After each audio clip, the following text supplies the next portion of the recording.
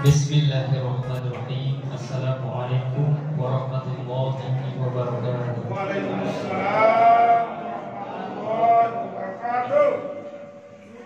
Bismillahirrahmanirrahim. Ja'ala syahr Ramadan unzila fihi al-Qur'an hudan lin-nas wa bayyinatin minal huda wal furqan. Asyhadu an la ilaha illallah wahdahu la syarika lah wa asyhadu anna Muhammadan 'abduhu wa rasuluh. Allahumma salli wa sallim wa barik ala sayyidina wa maulana wa syafi'ina Muhammadin wa ala alihi wa ashabihi ajma'in. Amma ba'du. Wa qala ta'ala fi surati Ad-Dukhan fi ayat as-salisah inna anzalnahu fi lailatin mubarakah. Wa qala aidan fi surati Al-Qadar a'udzu billahi minasyaitonir rajim. Bismillahirrahmanirrahim. Inna anzalnahu fi lailatin wa ma adraka ma lailatul qadri khairum tanazzalul malaikatu war-ruhu fiha bi'izni rabbihim min kulli amr salamun hiya hatta matla'il fajr. Ayat Rasulullah sallallahu alaihi wasallam. Para jamaah salat Isya dan tarawih serta ditutup witir yang sama-sama dimuliakan Allah Subhanahu wa taala. Pertama-tama marilah kita panjatkan puja dan puji syukur kita kepada Allah Subhanahu wa taala. Alhamdulillah pada malam yang berapa nih Pak Bu? Malam berapa Pak Bu? 17 Agustus 17 Ramadan. Alhamdulillah kita masih diberikan karunia oleh Allah Subhanahu wa taala dengan nikmat iman, nikmat Islam, nikmat ihsan, sehat panjang umur. Alhamdulillah di pertengahan lewat 2 hari ini kita masih dikuatkan kaki kita oleh Allah Subhanahu wa taala melangkahkan kaki ke masjid atau mushola. Amin. Alhamdulillah. Amin. Salam dan salam marilah kita sampaikan kepada Nabi besar yang dimuliakan sallallahu alaihi wasallam. Para Bapak, Bapak Ibu semuanya, malam ini adalah malam 17. Banyak masjid, banyak mushola yang memperingati malam 17 Ramadan. Malam apa itu Pak Ibu? Nuzulul Quran. Apa itu nuzul? Apa itu Quran? Apa itu nuzulul Quran? Nuzul itu adalah peristiwa terjadinya, jatuhnya sesuatu dari atas ke bawah. Itu namanya nuzul. Apa Pak? Jatuhnya sesuatu atau pindahnya sesuatu dari atas ke bawah, itu namanya nuzul. Kalau bahasa Indonesianya turun. Al-Quran berarti adalah bacaan atau kalamullah atau kitab Al-Quran. Berarti turunnya Al-Quran. Begitu kira-kira. Perbedaan pendapat banyak para ulama mengatakan ini masih simpang siur terkait malam nuzulul Quran. Karena kalau kita lihat dari 3 ayat yang Allah sampaikan kepada kita semuanya, yang pertama adalah di dalam surat Al-Baqarah ayat 185, Syahrul Ramadan alladzi unzila fihi al-Qur'an hudan lin-nas wa bayyinatin minal huda wal furqan. Bulan Ramadan adalah bulan diturunkannya Al-Quran. Artinya bulan diturunkannya Al-Quran itu varian harinya banyak, tapi ditentukan yaitu Ramadan. Ramadan kita ketahui ada jumlahnya 30 hari. Berarti tidak disebutkan tertentu hari apa, tanggal berapa, malam atau siangkah di dalam surat Al-Baqarah ayat 184 kalau salah. Ya, 4 ya. Syahrul Ramadan alladzi unzila fihi al-Qur'an hudan lin-nas wa bayyinatin minal huda wal furqan. Yang jelas Al-Qur'an dikatakan oleh Allah Subhanahu wa taala turun di malam Ramadan. Turun di Ramadan. Dalil yang kedua yaitu di dalam surat Dukhan ayat 3. A'udzubillahi minasyaitonir rajim. Bismillahirrahmanirrahim. Inna anzalnahu fi lailatin mubarakah. Nah, berarti di sini ada sedikit spesifik. Kalau tadi hanya bulan Ramadan, tidak ditentukan harinya, tidak ditentukan tanggalnya, tidak ditentukan malam apa siangnya. Kalau ini sudah mulai spesifik. Di dalam tafsir ulama bahwa dikatakan Lailatul Mubarak itu adalah yang dimaksud dengan Ramadan. Lailatul Mubarak itu adalah ditafsirkan nas dengan nasnya adalah di dalam surat Al-Qadar yang nanti kita juga akan bahas di poin ketiga dari ini. Lailatul Mubarak itulah yang dimaksudkan dengan malam Lailatul Qadar. Sambungan ayatnya adalah inna anzalnahu fi lailatul qadar. Sesungguhnya kami menurunkan Al-Qur'an yaitu di malam Lailatul Qadar. Berarti menurunkan apa, Pak? Menurunkan Al-Qur'an. Malam Lailatul Qadar kapan, Pak? Malam Lailatul Qadar kapan? Malam-malam gaji ini. 1, 3, 6, 9, 7, 9, 11, 13 Ramadan atau di atas itu? 10 hari terakhir. Berarti 21, 23, 25, 27, 29, 21. Semangat tuh. Banyak jemaah yang ikut hadir. Kami 21, 22 mulai bukaan dikit. Ya, cari bukaan. Ya, belanja. 23 ramai lagi, numpuk banyak. 24 mulai masak-masak. Kemudian 25 ramai lagi.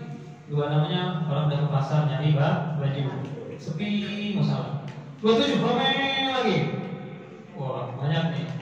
Berbondong-bondong sampai malam subuh, sampai waktu subuh ramai. 28 datang corona, gosong langsung. Ya, udah sepi musolanya habis. 29 ada mudik pulang kampung, musolanya tinggal, ya imamnya dia, ya jamaahnya dia, yang azan juga dia, yang qomat juga dia.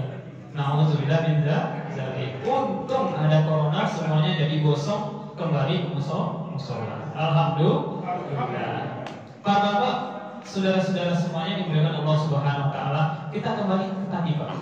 Jadi malam Lailatul Qadar itu 10 malam terakhir, Pak. Kenapa ini putus ceritanya, Pak? Malam Lailatul Qadar ini menjadi perdebatan untuk kita semuanya, ada kaitannya dengan malam nuzulul Quran. Malam nuzulul Quran itu, Pak, di dalam tafsir At-Tabari dan Ibnu Ar-Razi katakan bahwasannya Allah Subhanahu wa taala menurunkan Al-Quran dalam jumlah wahidah. Dari Allah diturunkan oleh Allah Subhanahu wa taala, diambil di Lauhil Mahfuz yang ada di dalam surat Al-Buruj ayat terakhir, bal huwa Qur'anun Majid fi Lauhil Mahfuz. Al-Quran itu ada di Lauhil Mahfuz, Pak.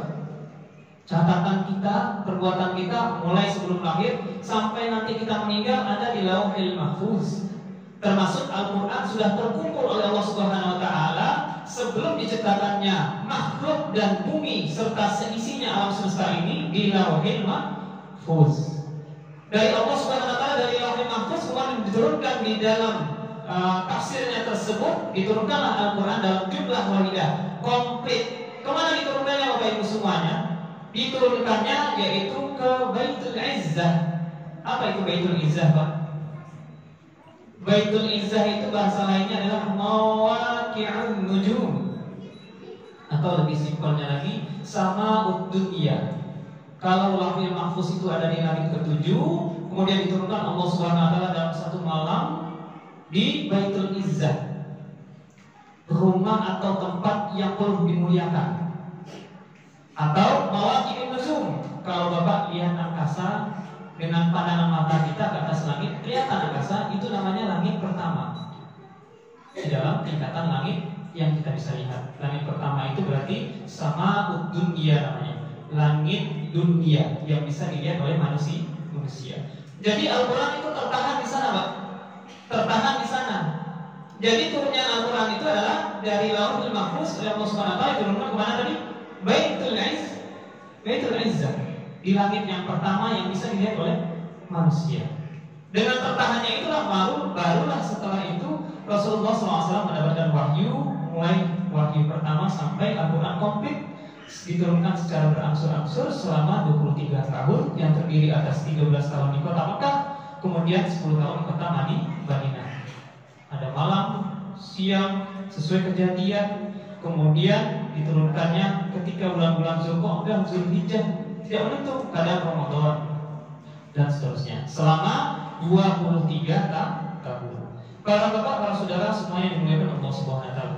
Turunnya Al-Qur'an inilah dimulai dari Lauhul Mahfuz ke Baitul Izzah tadi dinamakannya Inna anzalnahu fi lailatul qadar, di malam-malam Lailatul Qadar. Nah, banyak pertanyaan jamaah para saudara semuanya. Lah, berarti turunnya Al-Qur'an kapan? Muncul tanggal 17 Ramadan. Dari mana munculnya Bapak-bapak semuanya? Munculnya adalah karena ada tafsiran dari para ahli sirah bahwasanya dikatakan ketika terjadi perang Badar. Perang Badar itu terjadi adalah ketika Ramadan, tepatnya di tanggal 15. Di dalam surat Ad-Dukhan tadi juga ada tafsirnya oleh Ibnu Ar-Razi, dikatakan bahwasanya Ramadan di bulan yang penuh mulia itu terjadi peperangan perang Badar, Pak, yang akhirnya dimenangkan oleh kaum muslimin dengan jumlah yang sedikit melawan jumlah yang sangat besar. Ketika itu Al-Quran diturunkan pada malam 17 Ramadan. Hanya saja berselisih pendapat. Kalau dicari silsilahnya bahwasanya perang Badar ini ternyata sudah terjadi semenjak Rasulullah pindah ke Madinah. Nah, ini yang menjadi masalah. Berarti malam 17 Ramadan bukan surat Al-Alaq pertama kali, berarti sudah banyak ayat yang diturunkan ketika terjadi perang Badar. Inilah yang menjadi sumber perdebatan para ulama. Nah, ini saya sampaikan kepada Bapak Ibu semuanya, perbedaan ini enggak masalah. Tapi ada titik poin, bukan malam 17 Ramadan yang kita bahas, Pak. Mari kita gali, kenapa di Al-Quran Allah kasih kepada kita semuanya dengan gratis, cuma-cuma. Coba diubah mindsetnya, perasaannya terhadap Al-Quran. Ya Pak ya. Jadi gini Pak, Al-Quran ini hadiah untuk kita semua, untuk seluruh manusia. Semua problematika hidup di sini ditemukan dan ditemukan solusinya. Al-Quran penyembuh. Bayangkan Pak, anak Palestina Pak ditembak oleh Israel, kemudian sobek kakinya, setelah itu dijahit tanpa bius. Apa yang diucapkan beliau? Saya mengatakan beliau karena mulianya anak ini dengan Al-Quran. Dibacakan Al-Quran, biusnya itu adalah Al-Quran Pak. Paham ya? Khalid bin Walid Pak senang baca Qul huwallahu ahad, Allahus samad, lam yalid wa lam yulad wa lam yakul lahu kufuwan ahad. Bukan karena apa-apa. Kalau kita kan baca Qul biar cepat selesai sholatnya. Betul ya Pak? Kalau Khalid bin Walid Pak sering baca itu udah diulang-ulang. Rakaat pertama baca Qul, rakaat kedua baca Qul. Makanya orang kampung pada ngikutin. Ya Pak, tarawih Qul semuanya. Ya karena nggak paham. Bahaya Khalid bin Walid itu membaca Al-Quran dengan 4 ayat itu penuh dengan makna. Qul huwallahu ahad, Allahus samad, lam yalid wa lam yulad. Tertancap dalam hatinya, akhirnya menjadi sebuah kekuatan rohani yang tidak dimiliki oleh siapapun. Makanya Khalid bin Walid itu terkenal dengan namanya Saifullah, betul? Pedangnya Allah. Setiap event perangan manapun pasti menang. Coba ya. Saifullah. Oleh karenanya coba rubah mindsetnya. Bapak agak sedikit rumit mungkin membaca Al-Quran. Kata Allah dalam Al-Quran, la yukallifullahu nafsan illa wus'aha. Allah tidak membebani kok. Datangnya Al-Quran tidak menyusahkan kamu, justru menjadikan kamu mudah. Justru menjadikan kita semuanya aman dunia dan akhirat. Pedoman hidup kita. Kalau Bapak punya handphone, beli handphone baru, ada guidebooknya, ada panduan bukunya. Harusnya panduan bukunya itu kita pegang baik-baik. Lari dari panduan buku itu, hancur handphone. Contoh misalnya, handphone kita tempelin terus, dicas terus ya Pak. Sambil dengerin YouTube, nonton segala macam. Tahu pas ditinggal tidur meledak, saya main salah. Yang salah coba di kita, karena kita tidak melihat guiding booknya. Padahal guiding booknya itu ada. Jangan ditempel cas di handphone dalam kondisi nyala, apalagi panas, apalagi di setel semuanya, dan berjam-jam. Kalau sudah penuh, cabut. Begitulah Al-Quran Pak. Jangan sampai jadikan Al-Quran ini bukan guiding book kita, guiding book kehidupan seluruh kita semua manusia di muka bumi ini. Jadi berubah mindsetnya, Al-Quran itu sangat mudah. Wa qad yassarnal Qur'ana lidzikr afala min muddakir. 4 kali di dalam Al-Quran. Ingatkan, Allah sudah jadikan, saya mudahkan, saya jadikan Al-Quran ini mudah buat kamu semuanya. Ya, sangat mudah. Mudah untuk mempelajarinya, mudah untuk menghafalnya, mudah untuk menggali permasalahan yang ada terus ada solusinya dan sebagainya. Ini hebatnya Al-Quran. Nah, lantas bagaimana? Apa yang harus kita lakukan terhadap Al-Quran? Yang pertama adalah kita harus mempelajarinya. Banyak ilmu Al-Quran. Kalau kita fokus di Al-Quran saja, gila gitu. Gilanya gila sama Allah. Kita lebih dekat dengan Allah. Ya Pak ya. Jadi semakin banyak belajar Al-Quran, kita pelajari tajwidnya, pelajari ilmu Qurannya, makharijul hurufnya, tartilnya, mujawaznya, tahsinnya, qiraatinya, banyak hal. Terus apa lagi Pak? Ada ilmu nasikh wal mansukh. Kenapa ayat ini ada dulu sekarang nggak ada? Ya Pak ya. Ada pelajaran asbabun nuzulnya, sebab turun ayat dari ayat pertama sampai terakhir, ada sebabnya.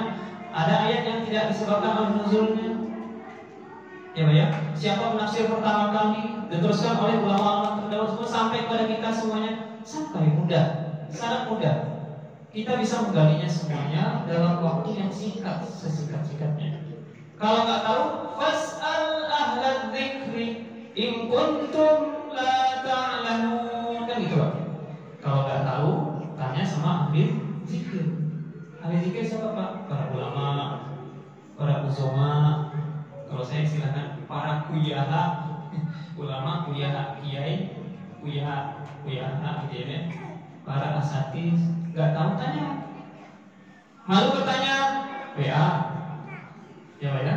Malu bertanya pakai WA, langsung datang ke rumah ahli zikir. Ahli zikir ini adalah mengaji Al-Quran yang senantiasa mengingatkan dirinya lewat Al-Quran, yang dekat dengan Al-Quran. Para bapak, para ibu semuanya, inilah yang paling penting untuk kita semuanya. Ubah mindset pola pikir kita terhadap Al-Quran, lebih banyak dekat dengan Al-Quran, insya Allah hidup kita damai dunia dan akhirat. Pedoman inilah yang kita inginkan untuk kita semuanya. Mudah-mudahan kita ya terinspirasi daripada nenek yang sempat menghafal Al-Quran selama 3 tahun, selesai 30 juz hafal. Ya Pak ya, hafal 30 juz. Ada seorang nenek yang berada di wilayah kota terkecil di Indonesia, bisa hafal 30 juz dalam waktu 3 tahun. Karena apa? Izzahnya sangat kuat. Ya Pak ya, kemauannya sangat kuat. Asal ada niat, cara ada jalan. Ya Pak ya, itu saja yang dapat kami sampaikan. Dan kita lanjutkan dengan salat witir. Mudah-mudahan di malam 17 Ramadan ini kita tambah kuat iman kita. Kemudian malam Lailatul Qadar ini akan menjadikan malam yang mulia buat kita semuanya. Kemudian di antara kita semuanya tambah taat, tambah kuat. Mudah-mudahan Allah lupakan kita dan kita reuni bersama nanti di surganya Allah. Sampai pemikul dan fasifah benar dari Allah SWT. Perkirakan dari saya sendiri. Assalamualaikum warahmatullahi wabarakatuh.